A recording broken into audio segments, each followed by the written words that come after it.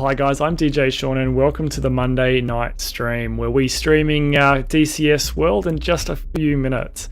For those of you who don't know me or new to the channel, welcome. Or if you're viewing on YouTube, if you head to twitch.com/DJSean00 and you can check me out there.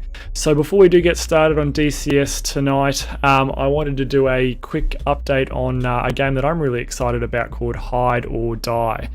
Which is an asymmetrical horror, upcoming horror multiplayer game where it's not exactly equal. So it starts out with 1 killer versus 15 survivors, or maybe even 16 survivors. It's made by Vec4 Digital, and I haven't been able to find too much more information about their games that they've done previously.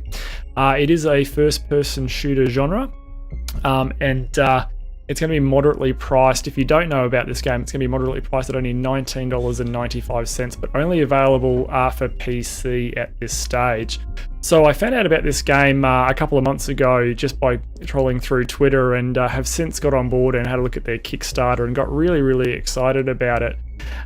So if you've never seen it before, like I said, it's 15 survivors starting together.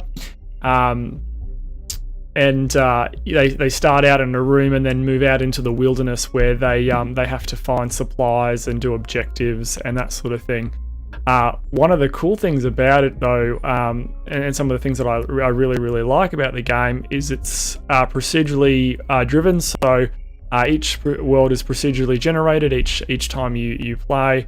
So your objectives, the supplies and other items are in different places each time you play, and survivors work their way through the map against the killer to get to the objective and then move on to the following stage. One of the cool things about the game, which I don't think has been done before, is the darkness. So as you can see, it is pretty damn dark, and if you get caught by the darkness, or you wade too far into the darkness, you yourself turn into a killer. So I think at some point the odds stack against survivors if too many drop off, and then you're all in a whole lot of trouble.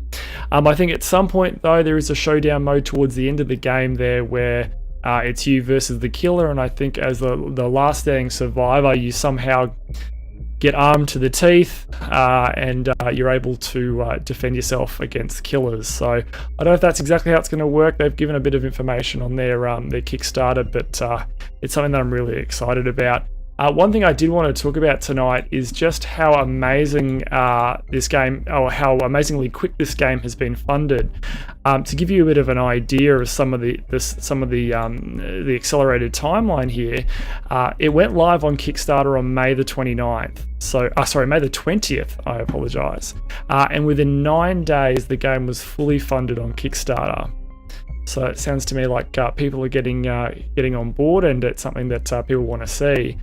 So they had to do their first stretch goal, and that was added on the 31st, and that was reached just 4 days later.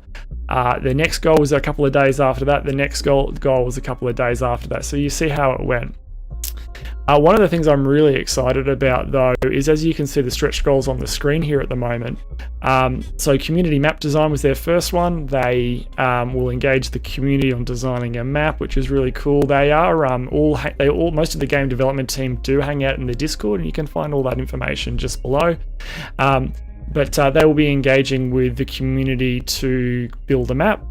So I don't know how well that'll go. I'm sure all of us have got different takes on how we think maps should look and what some of the objectives should be, but that's cool that they're going to do it anyway. Their second goal at $80,000 was an additional hunter. So a new hunter will be added to all backers. This will be unlockable. This will be an unlockable hunter for all backers and have instant access. That we'll have instant access to. Mummy has a problem, so that's interesting. I wonder if that gives it away, what it might be.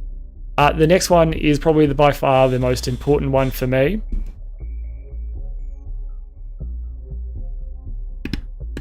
The next one's the most important one for me, the dedicated servers. So $100,000, which they kicked that goal as well, and they are going to do dedicated servers, which is something that I think a couple of other games in this sort of horror genre, first-person genre, maybe should look at. And a prime example of that is another really popular game called Dead by Daylight.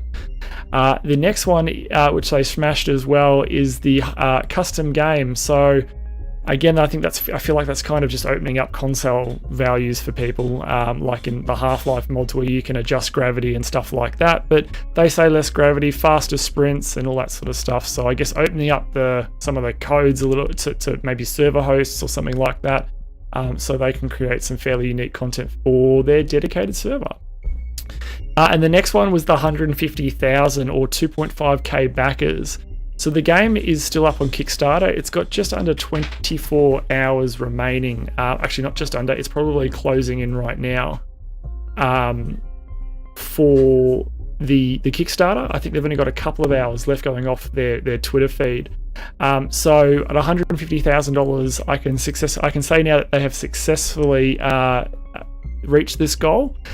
So all backers will receive an exclusive in-game t-shirt, in-game phone case, and skins, and any skin in their reward tier will be included for all keys, additional dedicated servers for better performance and smoother gameplay. So they're going to punch out some more dedicated servers out as well, which tells me that they're probably going to control the dedicated servers and not allow other people to potentially control them or rent them or lease them from game service providers and the likes. So that's really about it. If you haven't seen the trailer for this game, I will show it right now, and I'll be right back.